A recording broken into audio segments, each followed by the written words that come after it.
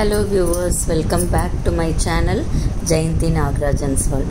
இன்னைக்கு நம்ம வரகு அரிசியை வச்சு ஒரு பொங்கல் ப்ரீமிக்ஸ் எப்படி பண்ணுறதுங்கிறத பார்க்க போகிறோம். இது பண்ணி வச்சுட்டா நமக்கு பிரேக்ஃபாஸ்ட் டின்னர் எது வேணாலும் சட்டுன்னு நம்ம பொங்கல் பண்ணிடலாம்.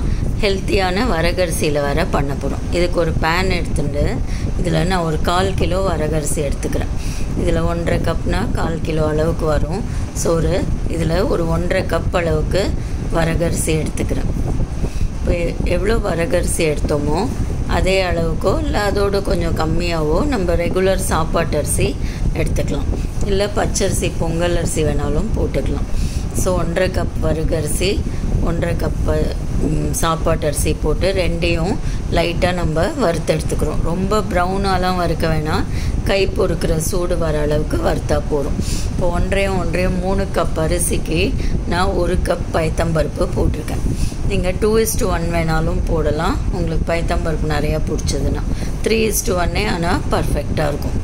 பைத்தம்பருப்பையும் போட்டு நல்ல வாசனை வர அளவுக்கு வறுத்துக்கணும். நம்ம கையில் இப்படி எடுத்தோன்னாக்க சூடு நல்லா தெரியணும், அந்த அளவுக்கு வறுத்தா போதும். இதுக்கு 1 டேபிள் ஸ்பூன் அளவுக்கு மிளகும் 1 டேபிள் ஸ்பூன் அளவுக்கு ஜீரகமும் போட்டு இதோடையே நம்ம சேர்த்து வறுத்து எடுத்துக்க போகிறோம். இப்போ எல்லாமே சேர்ந்து நல்லா வறுபட்டுடுத்து நல்லா நமக்கு பொங்கலோட ஃப்ளேவர் நல்லா தெரியும். கையில் எடுத்து பார்த்தாலும் சூடு நல்லா தெரியும் நமக்கு. இதை நம்ம ஒரு எண்ணத்துக்கு ட்ரான்ஸ்ஃபர் பண்ணி ஆற வச்சிடலாம். இப்போது இதில் நான் ஒரு 2 டீஸ்பூன் துருவின இஞ்சி போட்டிருக்கேன். இஞ்சி மாய்ஸ்சர் கண்டென்ட் துருவினதுனால இருக்குது, அதனால பேனில் ஒட்டிக்கும். கொஞ்சம் வறுத்த கருவேப்பிலையும் போட்டிருக்கேன். இது ரெண்டுத்தையும் நம்ம நல்லா வறுத்து எடுத்துக்கணும். இப்போ அடிக்கிற வெயிலுக்கு நீங்கள் துருவின இஞ்சியை வெயிலில் வச்சிங்கன்னா நல்லா ட்ரை ஆகிடும். அப்படி இல்லைன்னா சுக்கு பவுடர் இருக்கும் இல்லையா, டீக்கெல்லாம் போடுறது, அது கூட ஒரு டீஸ்பூன் நீங்கள் போட்டுக்கலாம். நான் துருவி சேர்த்துருக்கேன், நீங்கள் பொடியான நறுக்கியும் சேர்க்கலாம்.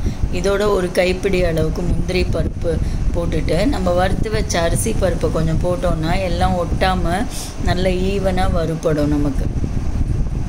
ஸோ எல்லாத்தையும் நம்ம சேர்க்க வேண்டியதெல்லாம் சேர்த்தாச்சு. இதில் இஞ்சியில் மட்டும்தான் மாய்ஸ்சர் கண்டென்ட் இருக்கும். அதுக்கு பதில் நீங்கள் வெயிலில் வச்ச இஞ்சியோ சுக்கு பொடியோ அது மாதிரி எது வேணால் எடுத்துக்கலாம். இப்போ எல்லாமே ரெடியாக எடுத்து நம்ம இப்போ நம்ம ஏற்கனவே வறுத்து வச்ச அரிசி பருப்பு மிளகு ஜீரகம் எல்லாத்தையும் இதோடு சேர்த்து எல்லாத்தையும் நம்ம நல்லா இன்னொரு தடவை மிக்ஸ் பண்ணிவிட்டு ஒரு வறுத்துட்டு ஸ்டவ் ஆஃப் பண்ணிடலாம். இதில் நான் இன்னும் கொஞ்சம் ஜீரகம் சேர்த்துருக்கேன். ஜீரக வாசனை பத்தாத மாதிரி இருந்தது. மிளகு மாதிரி டபுள் மடங்கு ஜீரகம் சேர்த்தோன்னா நல்ல வாசனையாக இருக்கும் நமக்கு. இப்போது இந்த பொங்கல் ப்ரீமிக்ஸை வச்சு எப்படி பொங்கல் பண்ணுறதுங்கிறத நான் செஞ்சு காட்டுறேன். இதுக்கு 1 கப் அளவுக்கு நான் ப்ரீமிக்ஸ் எடுத்துட்டுருக்கேன். இதை நம்ம ஒரு பவுலில் போட்டுக்கலாம். இதுலேயே மிளகு ஜீரகம் முந்திரி பருப்பு இஞ்சி கருவேப்பிலை எல்லாமே இருக்குது. இதை லைட்டாக ஒரே தடவை வாஷ் பண்ணிவிட்டு நான் 1 கப் ப்ரீமிக்ஸ்க்கு 4 கப் அளவுக்கு தண்ணி ஊற்றிக்கிறேன். எந்த கப்பால் ப்ரீமிக்ஸ் 4 கப் அளவுக்கு தண்ணி ஊற்றினோன்னா ரொம்ப பர்ஃபெக்டாக நமக்கு பொங்கல் கிடைக்கும். இப்போ 4 கப் தண்ணி ஊற்றின்ட்டேன். இதோடு நம்ம ஒரு க்ரீமினஸ்க்காக ஒரு 1/2 கப் அளவுக்கு பால் சேர்த்துனோன்னா பொங்கல் நல்ல க்ரீமியாக ரொம்ப நல்லா வரும். நம்ம நார்மல் பொங்கலுக்கு சாதாரணமாக பண்ணும்போது கூட தண்ணியோட பாலும் சேர்த்து வேக வைக்கும்போது ரொம்ப க்ரீமி கன்சிஸ்டன்சியோட டேஸ்ட் அபாரமாக இருக்கும். இந்த பொங்கலுக்கு தேவையான அளவுக்கு கல்லுப்பு சேர்த்துட்டுருக்கேன். கொஞ்சம் பெருங்காய தண்ணி சேர்த்துக்கிறேன்னா பெருங்காய பவுடர் வேணாலும் நீங்கள் சேர்த்துக்கலாம். இப்போது எல்லாமே நம்ம போட்டாச்சு. இதை நான் ஒரு பெரிய பாத்திரத்துக்கு மாற்றிக்கிறேன். குக்கரில் வைக்கக்கூடிய பாத்திரமாக பெரிய பாத்திரமாக நான் இதை மாற்றிக்கிறேன். பொங்கல் எப்பயுமே நிறையா வரும் இல்லையா, அதனால் கொஞ்சம் பெரிய பாத்திரத்தில் எடுத்துக்கலாம். இப்போது இந்த அரிசி களையும் போது கொஞ்சம் ஜீரகம் தண்ணியோடு போயிடுது, அதனால் இன்னும் கொஞ்சம் ஜீரகம் நான் சேர்த்துக்கிறேன். அவ்வளோதான் ஃப்ரெண்ட்ஸ். இப்போது இதுக்கு தேவையான அளவு நெய்யை மட்டும் ஊற்றிட்டு நம்ம வேக வைக்க வேண்டியதான். நான் ஒரு 4 டீஸ்பூன் அளவுக்கு நெய் இப்போ தான் உருக்கி வச்சுருந்தேன், காய்ச்சி அந்த நெய்யை 4 டீஸ்பூன் விட்டுருக்கேன். இப்போ இதை ஒரு 4 விசிலும் 10 நிமிஷம் சிம்லேயும் நம்ம வைப்போம். மிச்ச ப்ரீமிக்ஸை நான் ஒரு ஏர்டைட் கண்டெய்னரில் போட்டு வச்சுருக்கேன். இந்த மாதிரி நம்ம வச்சினோன்னா எப்போ வேணுமோ 1 கப் போட்டு 4 கப் தண்ணி கொஞ்சம் நெய்யும் உப்பும் போட்டு வேக வச்சோன்னா நிமிஷமாக நமக்கு பொங்கல் ரெடி ஆகிடும்.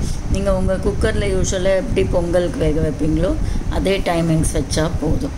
இப்போ பாருங்கள், ஃபஸ்ட் கிளாஸாக பொங்கல் ரெடி ஆகிடுது. நல்லா குழைவாக வரகரிசியில் பண்ணதுன்னு நம்மளாக சொன்னால் தான் தெரியுமே தவிர சுத்தமாக தெரியாது வரகரிசியில் பண்ணதுன்னு. நார்மல் பொங்கல் எப்படி இருக்குமோ அதை விடவே இன்னுமே டேஸ்டியாக இருக்கும் இந்த வரகரிசி பொங்கல்.